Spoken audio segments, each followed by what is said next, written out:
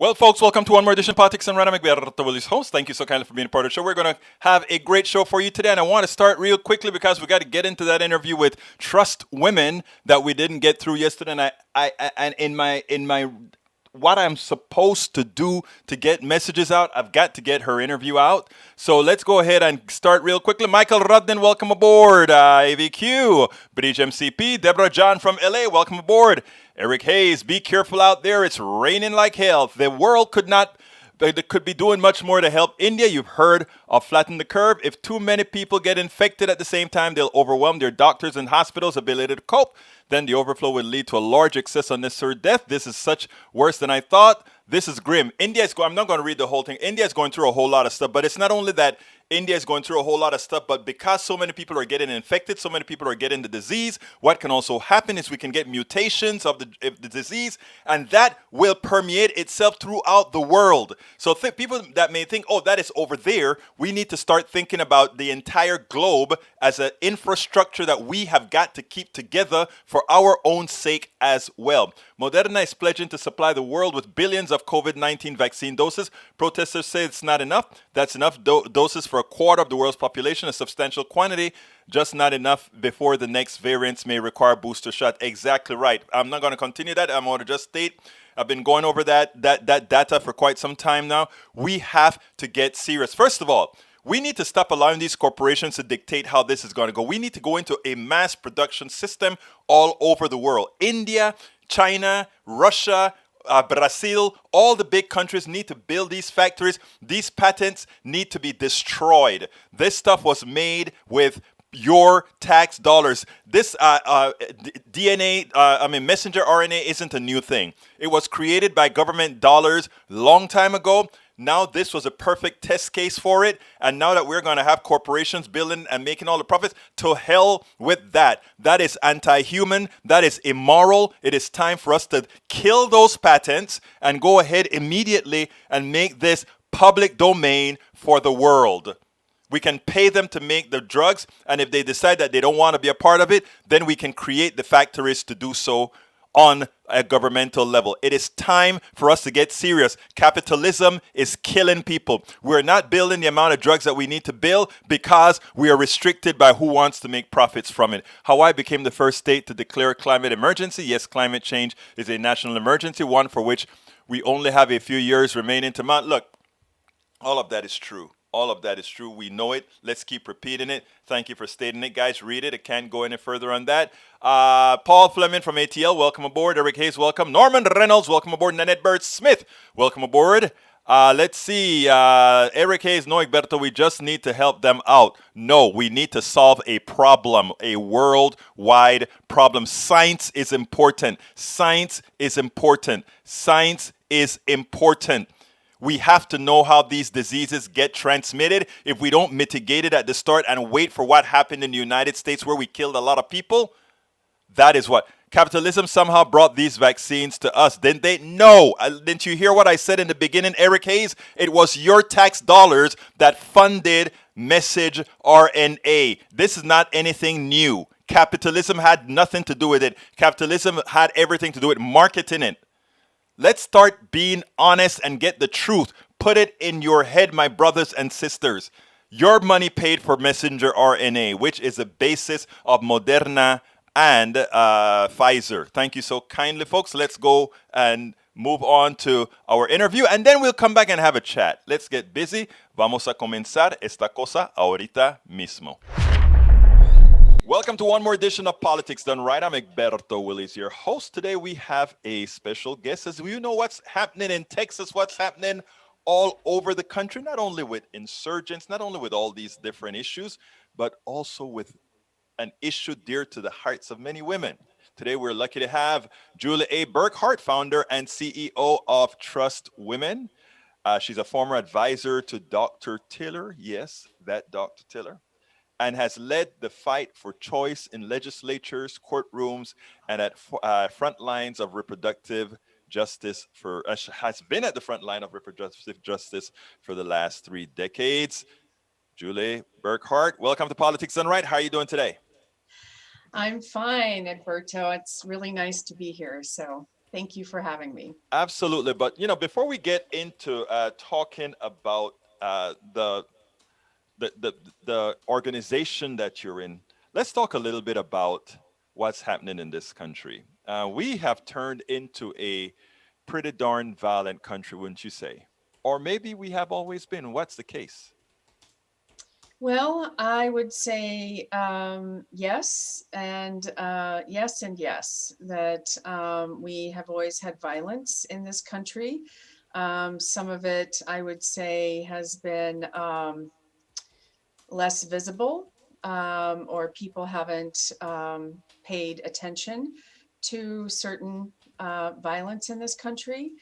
And then, most certainly, over the past several years, violence has risen in this country, and especially, I was just recently reading a Wall Street Journal article. I believe it was the Wall Street Journal that was talking about the rise of violence and what we've seen in this country, especially since President Barack Obama Hmm. was elected, and then subsequently Donald Trump coming into office.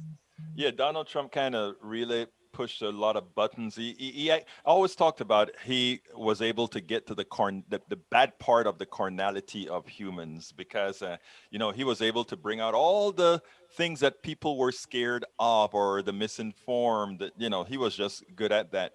Now, one of the issues is that right now we have a lot of this violence coming from the right side, and it so happened that the right side has a lot of issues with women. It has a lot of issues with colorization, race. It has a lot of these other issues. How has that impacted you in your life proper? Well, I can say in recent years, and well, there have been a couple of incidents that have just been chilling. One was the very night that Donald Trump was elected. Our clinic in Wichita, Kansas was vandalized and someone actually broke in. And this was a person who identifies as anti choice. Um, and that was just not a great way to begin, knowing that we were going to have this right wing president coming in to the White House. It was chilling at best. Also, just recently, we had a gentleman show up at our clinic in Oklahoma City, and that's where we have our two clinics. He showed up at our Oklahoma City clinic with an automatic rifle, a pistol, and knives strapped to his body. And that was chilling as well. I was scared to death for the staff, our patients coming in and out, and of course, we had to involve law enforcement in that. Now, was he on the public portion, on the sidewalks or something, meaning not on your property? Yes, he was in the public right of way, but he was his his body and then his messaging was aimed towards people who were on our property and at the clinic. I don't want to get into the guns issue here, but don't you find it ironic that rightfully based on the laws, I imagine in Oklahoma, likewise the laws here in Texas and many other red states, Mhm. these guys have all the rights to have load themselves up with guns and stand right in front of your place, becoming a menace legally. What do you think about that? Well, absolutely, because when we called the police, he was open carrying and he was well within his rights, even though his intent was to put the fear of God in those of us at the clinic, who, patients and staff alike. There was no positivity in his presence at our facility. It was only that to harass and intimidate. And also, we don't know who is going to be trigger happy and decide right now, this very day, at this very moment in time, I'm going to pull this trigger and I'm going to shoot these people. And so we had a lot of scared folks. at It the is Congress. amazing because a lot of times people would say, well, guns don't kill people. People do.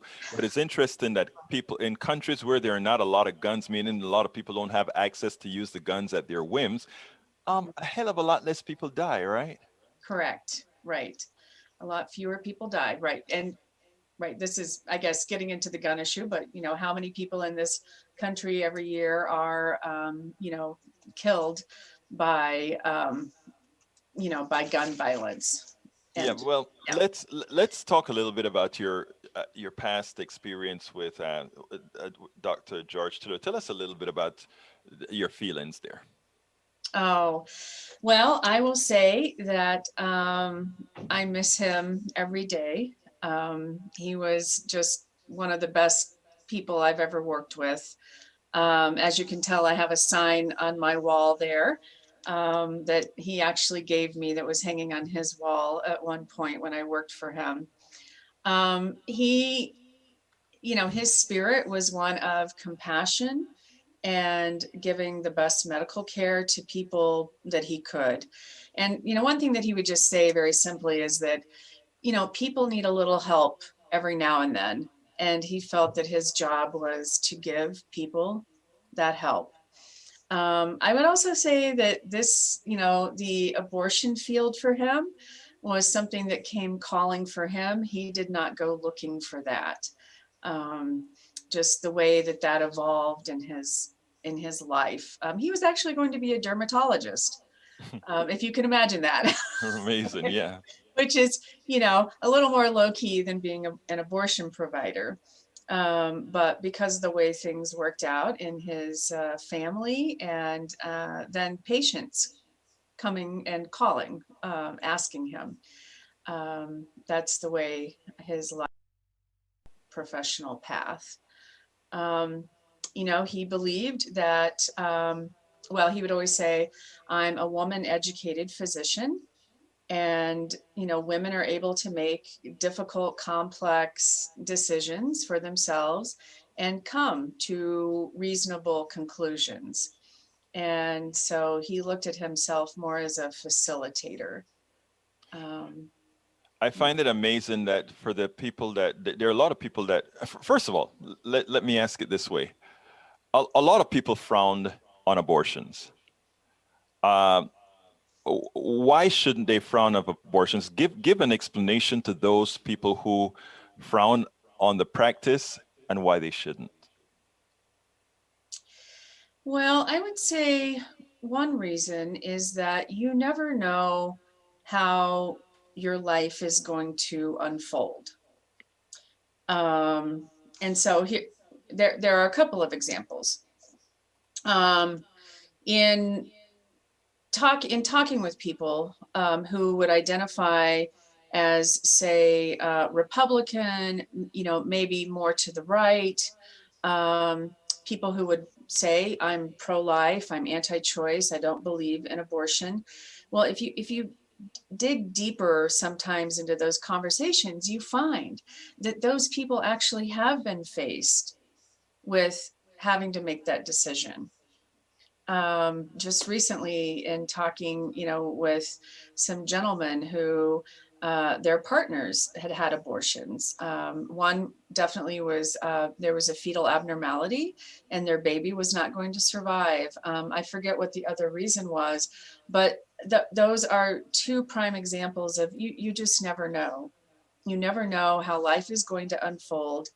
And so therefore, we need to leave that right up to each individual in consultation with their family, friends, medical professionals, if they wish, to make these decisions for themselves. Um, Now, for those who have the issue that is a life. Now, let me tell you, my personal opinion is that I am personally too dumb to know where life begins unless a baby is born. That's my honest opinion. And my second opinion is that I can't have a kid. It's presumptuous of me as a man to really tell a woman who has, I don't want to call it a burden, but who has that responsibility to try to dictate what she's going to do. Not only that, as a political activist, I understand that given that I can't have kids and women can, and that everything in this economy has some sort of a financial repercussion for which a government doesn't really give the kind of aid that it should. It definitely should be a woman's choice. Now, first, let me know how do you handle the part? Is it a life or it is not a life? And secondly, from an economic standpoint. Well, and I think that that's where, like you were saying, we all have our very different opinions about when life begins, or what that life means. And so that's yet just another reason why people should be left to make these decisions in private, with the people that they want to surround themselves with. That can be based on just your own personal feeling. It could be based on your religious background, your spirituality. Um, that's tricky, and that's where definitely when women are coming in and we're doing our consultations, which some people call counseling, with them and talking, some people have this question, but that is a question for them to answer that we could not answer for them, because abortion is so personal and private. We can't make that decision. And then, yes, from an economic standpoint, if someone's wanting to, say, finish their college career, and taking care of a child or another child, that could put too much of a strain on them in the moment to be able to finish that career in college, to be able to advance, to then provide a better life for their children, subsequent children. We have a very patchwork childcare system where it's challenging if you have a baby or a toddler or a small child, to be able to afford to put them in that daycare or childcare center. So there are a lot of considerations that go into women's decision making. And also what I want to say is, in this part of the country where we have our clinics, 70% of the people who come and see us for abortion care, 70% are already parents. And so oftentimes what we hear is, those folks will say, I'm just trying to make a good decision for the children that I already have and that I love dearly, and I want them to have a good life. Yeah, it is amazing because I mean, when you talk about the patchwork of, we have problems in Congress getting laws passed for good child care. We have people want to get to work, they need child care. We don't offer that. But even most importantly, what we find is that we somehow want to control women as far as whether they should or not carry a child.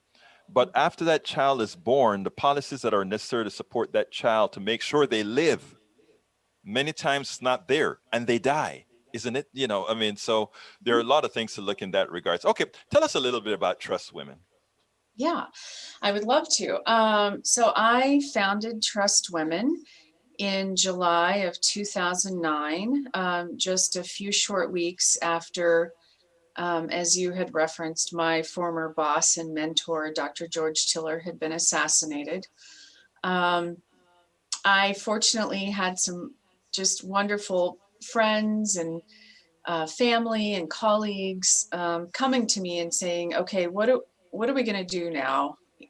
How are we going to bounce back from this? Not that you can, I believe, ever fully bounce back from a tragic death like that, but how are we going to fill this space so that we don't give these right-wing extremists the final say? We're not going to sit down and shut up because they took our very beloved, this very beloved person away from us. So TrustWomen was born out of that. And it took about a year to really figure out the mission and vision of the organization. I really, and I've done more political and legislative work in my career, and that's what I did for Dr. Tiller. But it became very apparent that if we also don't have points of access and we're not providing services in areas that are underserved, then we can elect all the, wonderful legislators out there that we are able to and pass all the bills we want. But we need also the facilities and the ability for people to also access that care. So we went about starting up the clinic again, and we are in Dr. Tiller's former clinic in Wichita.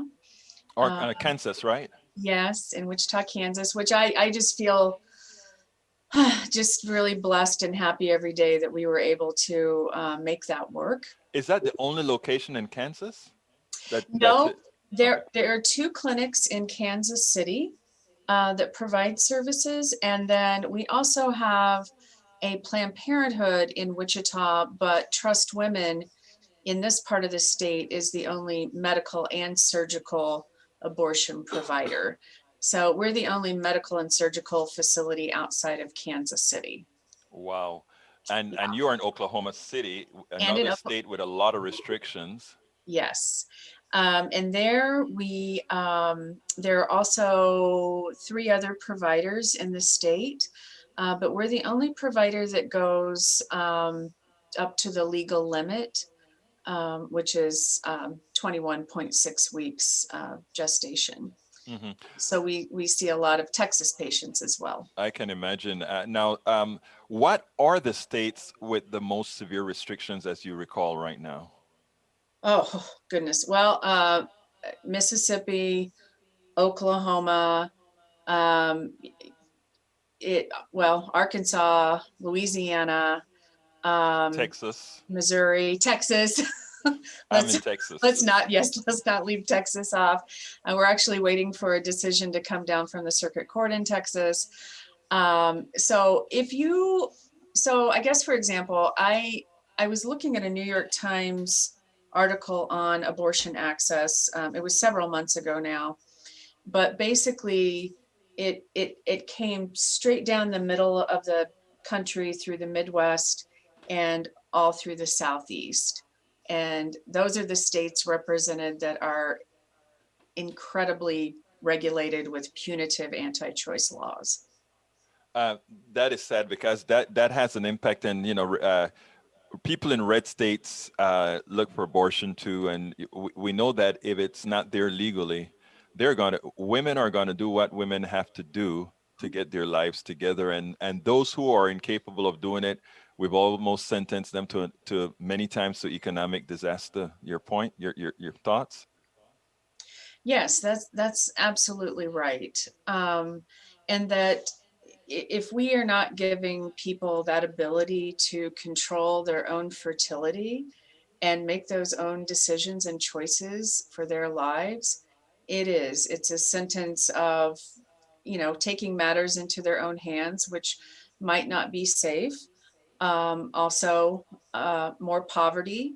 The University of California, San Francisco, in one of their departments, they've recently, well, it's not recent, but they've done a turnaway study and just looking at the outcomes for women who have been turned away from abortion services. And so those findings are not positive for people who are not able to access those services. So it's the turnaway study, if anybody wanted to look that up. Now, Juliet, we're coming close to the end, and what I always do with my programs is, because I know I definitely don't have all the questions or the answers for that matter, I ask you to tell me anything you want to tell me that I should have asked, but that you want to get out there. Well, I guess going back to our original, or what we first talked about in terms of violence in America, and that rising tide of violence, we in the abortion world have faced violence for a long time, as I know other segments and groups of People have. people have in this country. And the thing that's really important is that, and of course we are just coming off a presidency where he was all about gaslighting and encouraging this violence.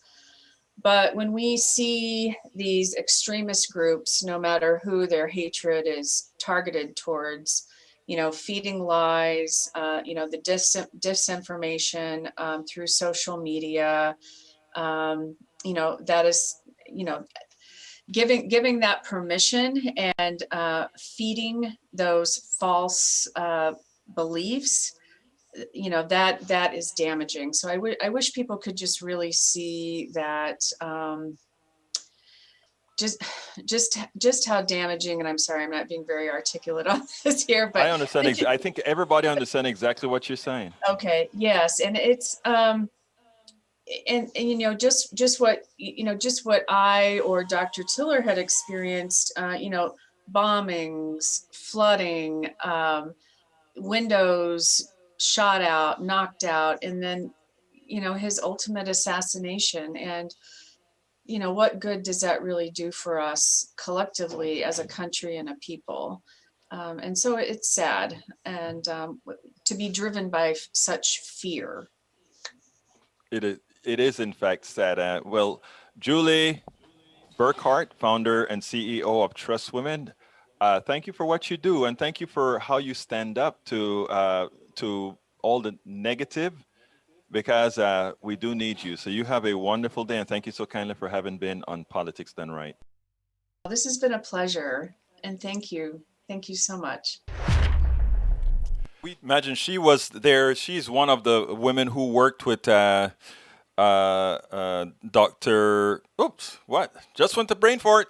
But he got assassinated. He used to do abortions. Sadly, they really did. Now I hear a whole lot of Daniel Lado saying, "Oh, they're killing babies. They're killing babies." I'm too dumb to know when a blastocyst or one of these clump of cells become a human being. It's above my pay grade. What I do know is, as a person who can't have kids, as a person who pregnancy will never affect economically, as a person, a lot of times we have a lot of folk. Dr. Tiller, thank you. A lot of times we have a lot of people on the right who they want to tell a woman what to do with her body. If somehow she gets pregnant or whatever, you must carry that to term, etc., etc., etc.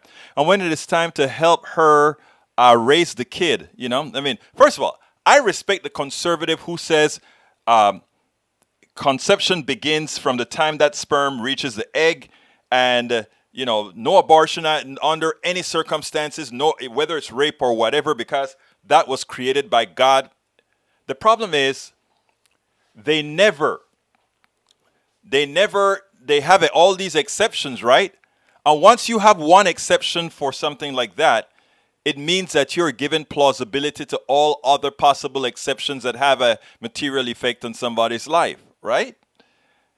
That's what they've refused to want to accept. Here is the reality, folks. Those on the right that want to control the bodies of women, it's not about caring for that fetus. It's not about caring for that supposed life. It's all about something we spoke about yesterday. It's all about control. I want to control a woman. I want to let her know that we are in control. You see more men fighting for this issue than you see women. And you have to wonder, we have to be clear on this. I should have no decision in what a woman does with her body. I should have zero. Unless I can carry a kid, I should keep my mouth shut. And all those men out there trying to tell a woman what she should do with her body or all that sort of stuff should keep their darn mouths shut and instead give women support. You want to be helpful? pass laws that create conditions that prevent abortions. Invest in people. Don't just tell them what you want them to do, and then you're never there for them. Anyhow, I want to go ahead and play a video on our good old Kevin Brady, who's one of those particular politicians who love to lie about deficit spending and all that sort of stuff, but it's never there for humanity. Let's go ahead and listen to this what I can only call, respectfully, a clown. Let's go ahead and listen, because Chuck Todd really tore him up. And if Chuck Todd got pissed, it's really bad. Texas Congressman Kevin Brady went on to Chuck Todd, MTP Daily, and did what he does best: lie, misinform, and everything in between about the economic model, etc. Let's listen to this, and then we'll take it on the other side.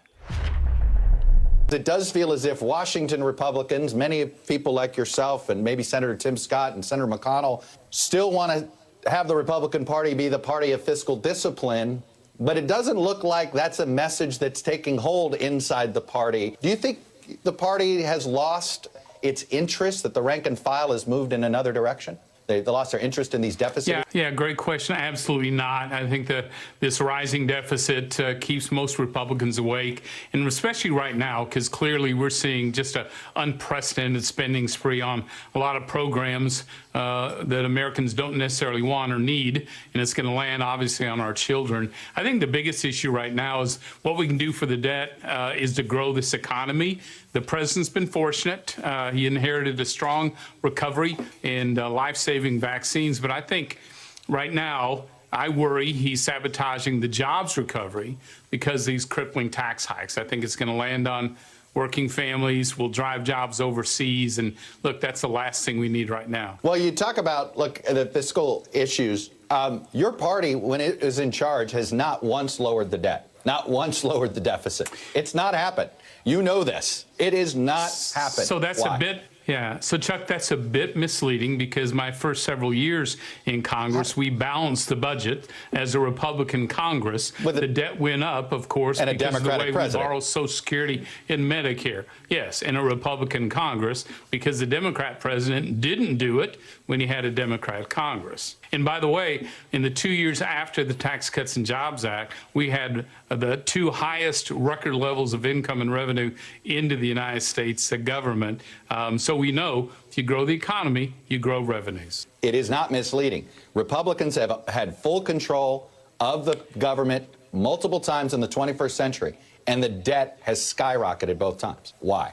So, as have Democrat leaders as well. Now, most recently we came together in 4 or 5 bipartisan bills to tackle this pandemic, crush this virus, respond to what was going on in our hospitals and healthcare, and save our small businesses. I supported those bipartisan measures because that's what we needed to get crush this virus and get out of this economic crisis. All right, notice what he did there. I'm going to take the last one first. He told them, look, you guys have been in total control of the government 2 times in the last few decades. And every single time, the budget skyrocketed. And the reason the budget skyrocketed whenever they had complete control of government is they are anathema to taxes. They will not raise taxes, but at the same time, they will go ahead and spend money to give away tax cuts and all that sort of stuff.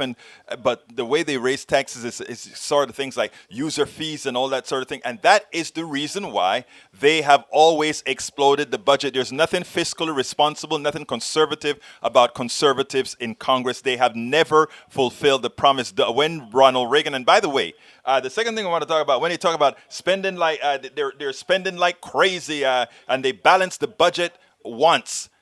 They actually did balance the budget once under Bill Clinton, but it wasn't they who balanced the budget. We have to remember, I wrote a book, As I See It, Class Warfare, the Only Resort to Right-Wing Doom, where I went through the presidencies of Carter, the presidency of Reagan, the presidency of Bush 1, Bush 2, early Obama, as well as under Clinton when the budget was balanced. And the reason the budget got balanced under Bill Clinton is Bill Clinton followed up on Bush 1, who said, remember, read my lips, I won't raise taxes. And you know what he did? In the last year, he had to raise taxes because he couldn't deal with this exploding budget. And then came in Clinton, didn't get not one Republican vote, not one Republican vote in the House, not one. But he raised taxes and the economy exploded. Everybody always talk about how great the Reagan economy was, right? He created 16 million jobs or something like that. Guess who? I explained it in this book and I explained why. As I see it, class warfare, the only resort to right-wing doing. Here's why. Because Clinton created many more jobs than did Reagan. Clinton had a more powerful economy than Reagan. And the reason why is simple, it's not rocket science, is the people who you can tax, the people who have pilfered your money, who have your excess labor in their wealth, when you tax them, you bring that money back into the economy where it circulates. And what does that circulation provide? More jobs. So when you hear Kevin Brady, Republican Kevin Brady, when you hear him say, he's going to kill jobs by raising taxes. No, raising taxes correctly jobs because it creates demand. You take the money from people who are not spending it, people who hoarded it, people who got it undeservedly based on an economic fraud that is our economic system. We take back some of that money, we put it back into the economy, and we let it function. It is that simple. Now, when he talks about Biden spending, here's the problem. Biden hasn't started spending except for the $2 trillion for the relief package. The real money to be spent isn't there yet. What's going to really fly this economy hasn't gotten into the economy yet. We have to get it passed. Likely we'll have to bust the filibuster to get some of that passed. But I want to know what planet this guy lives on. He's saying Biden wants to provide money for things that people don't even want. That is the problem with these Congress people. They don't understand the suffering that goes on in America. They don't understand that many people are not going back to work because they don't have what to do with their kids. Their kids need daycare. How can they provide daycare when the cost of daycare is equivalent to more than the minimum wage job many of them would go to? How? Many of them have health issues. How could they get themselves healthy to go back to work when they can't afford to go to a clinic, when they don't have insurance, when they are in states like Texas that's murdering their citizens by not allowing them to have the Medicaid expansion to the Affordable Care Act? Again, people, these guys live on another planet. He claims in 18 months we are going to have the House again. If the American people give these criminals the House again in 18, after they've attempted to overthrow the government, after they're telling you that they're not going to provide you with the assistance that you need to lift yourself up, after they're telling you, they're not hiding it from you, they're telling you, we don't think you need what Dr. Biden is providing to you with tax increases on the few, to make sure that we can have an economy that serves the many. They're telling you, we don't want you to have that. If for some reason these guys are able to get themselves in control of the House and the Senate or the Senate, we repeat, America would have gotten exactly what it deserves. All right, folks, I'm not going to forget my ask today. Thank you, Bridge MCFE and Norman and all those that have reminded me over the last few days.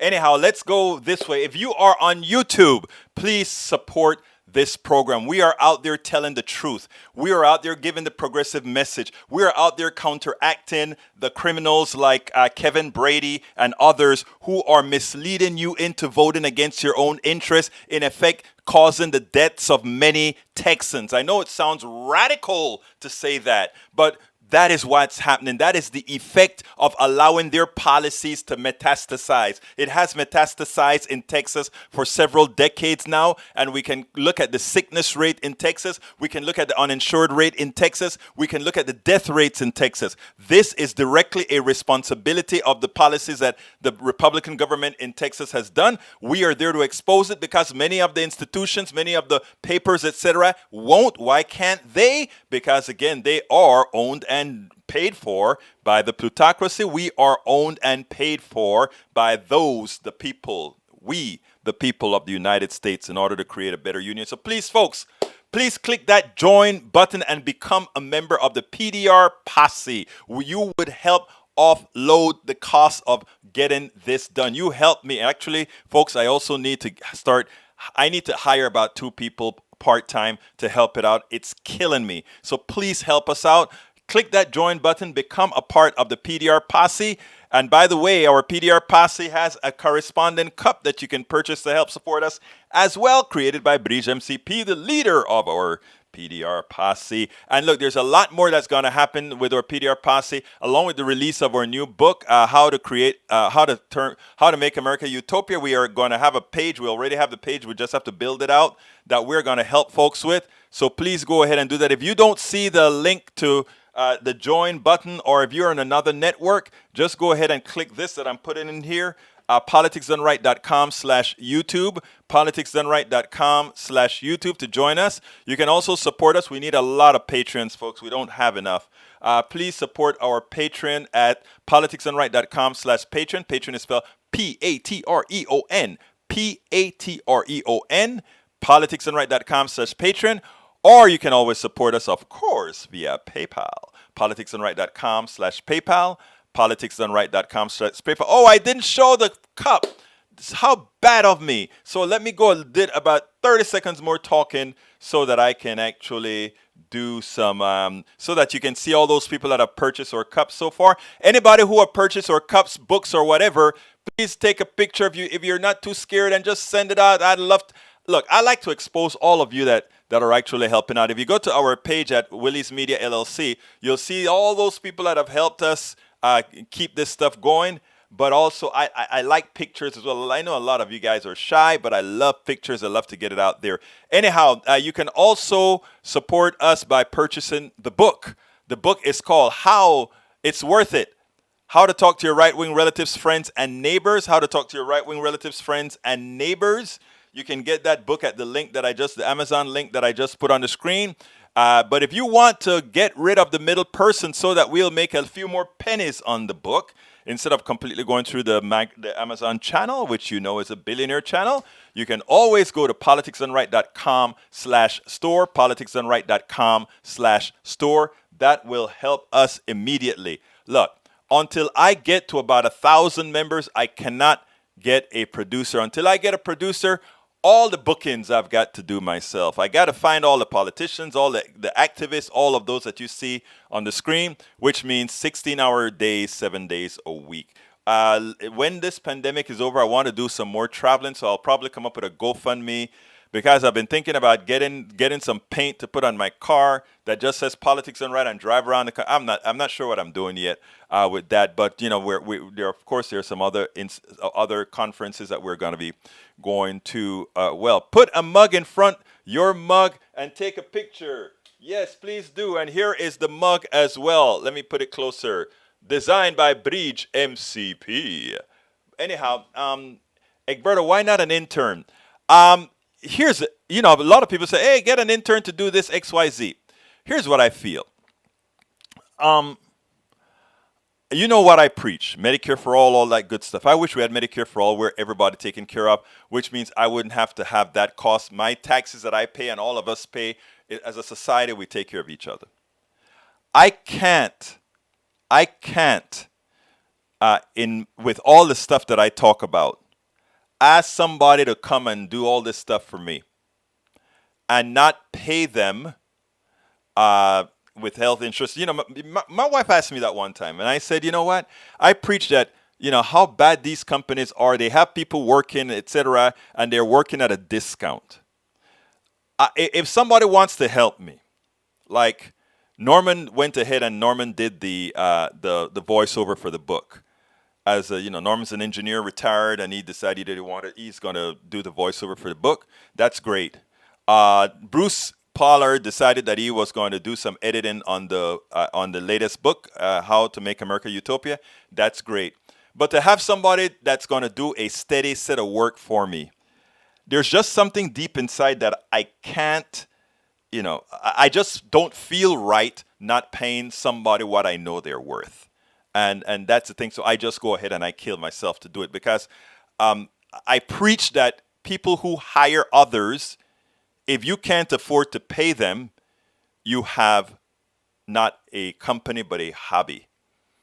And what I do right here is that's why I can afford to pay myself based on what I get from all the support that I get from YouTube, all that good stuff.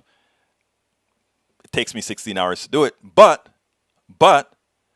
if I'm to bring somebody else, it's going to be when we reach that critical mass that says we can afford to pay somebody to do work consummate with what they're doing. And that's the reason why I do that. Okay, I'm running out of time. I got to get over that. That's my hang up. I got to get over that. If a CS student came and told me without me asking, say, hey, I definitely want to do that, I'll definitely do something like that. Let me play the other video. This one is important. Oops is how it starts. I name it. Check this out. Yesterday, Tim Scott gave one of the most disingenuous responses to a presidential speech that I've ever heard. And what was interesting is these guys are so anti-government and they claim that President Biden is also big government. Well, interestingly enough, the truth of the matter is big government or right-sized government is what have done miracles for this company when we, the people, get together to get things done. But you know what? Ron Klein threw shade at Tim Scott in the most perfect way when it came to the development of the vaccine. Let's listen to that. And I want to take it a bit further. I want us to kind of get a real display of how things work in this country. I want to go to one other point that Senator Scott raised, and that is that you came into office when the tide had already turned on the COVID-19 crisis. Let's listen to that. This administration, a tide that had already turned. The coronavirus is on the run. Thanks to Operation Warp Speed and the Trump administration, our country is flooded with safe and effective vaccines. Thanks to our bipartisan work last year, job openings are rebounding. Are you willing to share credit with the Trump administration for the vaccine effort in that the vaccines were developed during the Trump administration? Look, I've always said I think the Trump administration deserves some credit for its work on vaccine development. But in terms of where the tide was when Joe Biden became president, the week before he became president, this country had 1 million people file for unemployment. The week he became president, 900,000. We were losing people at the rate of 3,000 to 4,000 a day for COVID. The 2 weeks before Joe Biden became president, more people died from COVID than during the Vietnam War. So that's where the tide was when Joe Biden became president. We weren't vaccinating people. Fewer than 1% of seniors were fully vaccinated when Joe Biden swore the oath of office. Today, that number is 70% in just 100 days. So, yes, the vaccines were developed basically on science that came along before Donald Trump became president.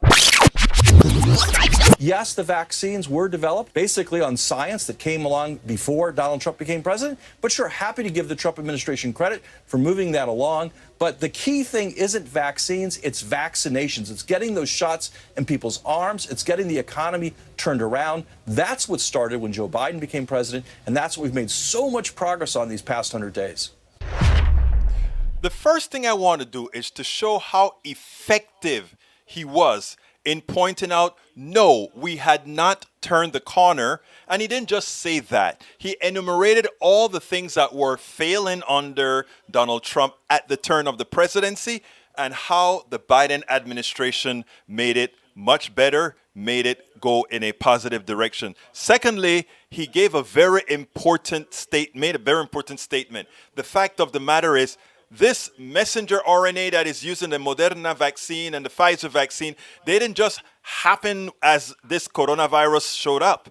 These were things under development for a very long time. So giving Donald Trump credit for something, what happened is the coronavirus gave this stuff an expedited use, because since we were in an emergency, we took chances that we would not have otherwise taken, but this stuff was already developed by funding, where again? From the US government. So remember, private companies don't take risks. They do not take unnecessary risks. Remember, corporations are pretty much socialists for the corporations. In other words, they throw the risk onto you. We only take things that we know work. That's it. And they knew that messenger RNA had a good chance of working long before the coronavirus came about. And if you doubt it, this article by KH and the Kelsey Network says it all. But there's one particular paragraph that I want to read on this stuff to let you know.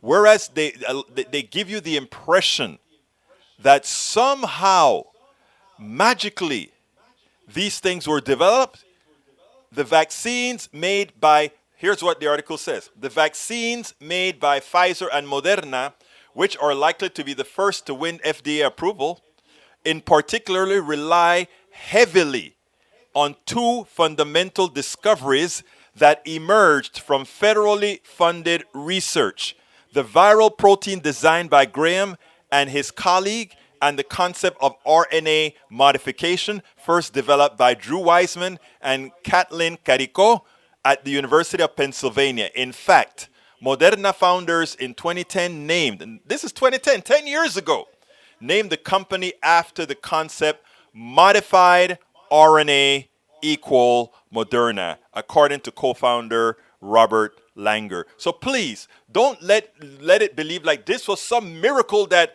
came about because of Operation Lightspeed or whatever Donald Trump called it that brought this to fruition. This has been years and years of government intervention, government funding, government providing, we the people, providing all the necessary assets to move our, not only our economy, to move our medical system forward. So don't let anybody fool you that, oh, these great corporations came to be and saved the world. They didn't.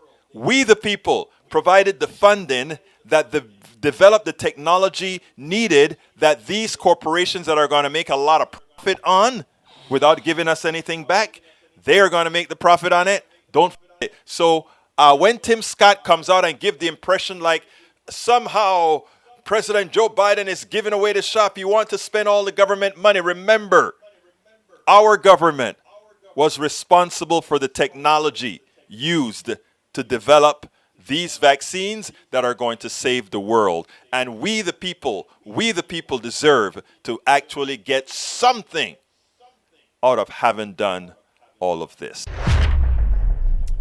We're back. Eric Hayes, welcome aboard. Hi, Coop 333. Thank you so kindly for those kudos, my brother. Thank you so kindly. Vicente, is that my Vince Gill? Ay, ¿qué pasó, hermano? ¿Qué estás haciendo? Mi brother-in-law de Panama. Welcome aboard. Bridge MCP, welcome. Paul Fleming, welcome. IVQ, Maywood. Let's see, Micah Rutnin. Let's see who else we got here. Got to call my peeps out. Deborah John. How you doing, Deborah? Let's see who else we got here. Norman Reynolds. We've got... my eyes are going crazy. I know I'm not getting old. My birthday comes in May, and I refuse to accept. Deborah John, welcome aboard. I refuse to accept that I'm going into another decade. But hey, what can I say? Deb Denny, welcome aboard. Let's see. Daniel Ledo, welcome aboard.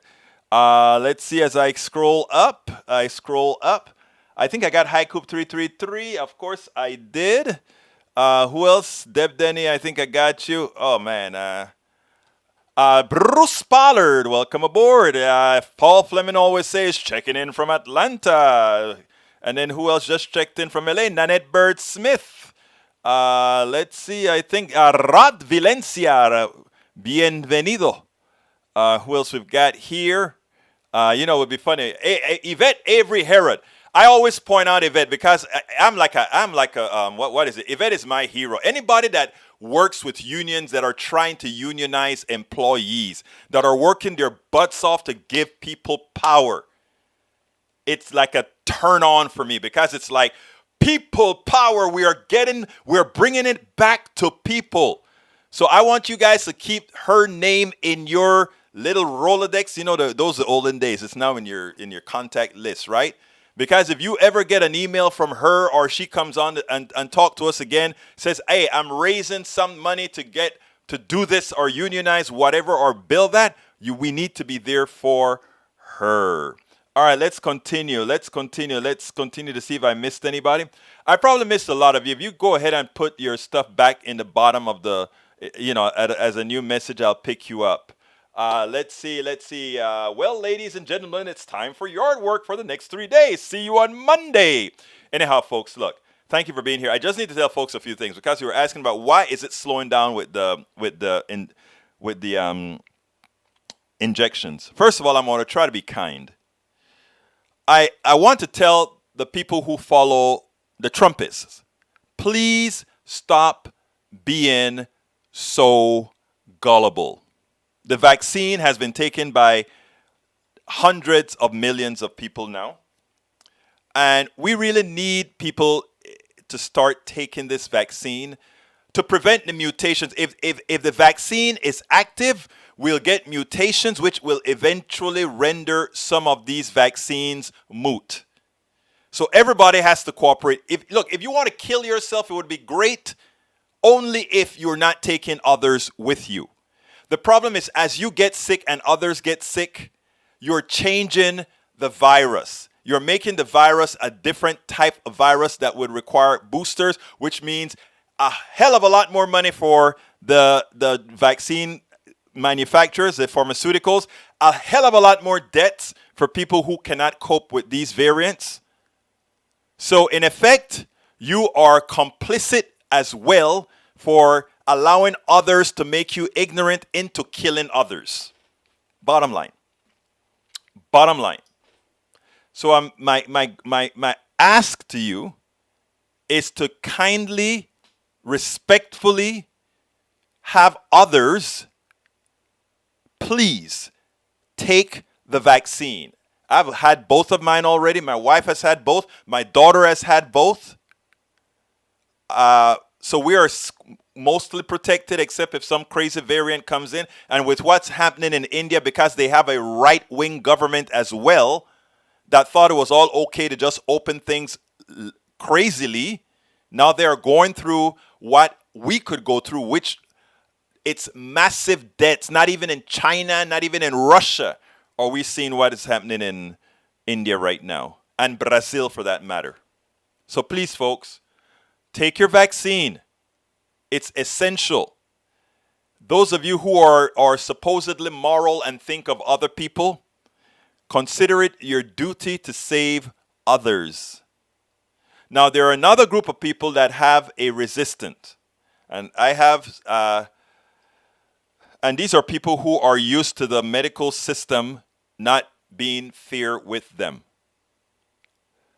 This is not one of those instances, people. Take the vaccine. Take the vaccine. Go get the vaccine. And with that, I got to get out of here. My name is Egberto Willies. Please remember, if you're on YouTube, click that join button. Please go ahead and get my book. I'm going to put that in the link real quickly. That's the link to get my book. And please remember to support us at Patreon. I'm going to put that Patreon link in there again. As well, please remember you can support us at PayPal. I'm going to put that link in there. And if you, get in there. I guess I didn't pick up that PayPal link, or what link am I missing? Yeah, the PayPal link. Let me get that PayPal link. And if you want to also, if you're not on YouTube, you can go to politicsandright.com/YouTube. Folks, take the vaccine. My name is Egberto Willies. This is Politics and Right, and you know how I end this baby. I am what? Out! we spend a lot of time deconstructing the news, trying to parse it into a form that everybody can understand. We try to find those little nitpicks where it flies above the fray, etc. If you really like these videos that we do, I want to ask a big favor. Please go ahead, number one, subscribe to our channel, and number two, please join if you can. Thank you so kindly for watching. Keep watching. Please remember to share. We must populate the entire internet with our progressive message, a message that we know is what most Americans say that they want. So help us, please join.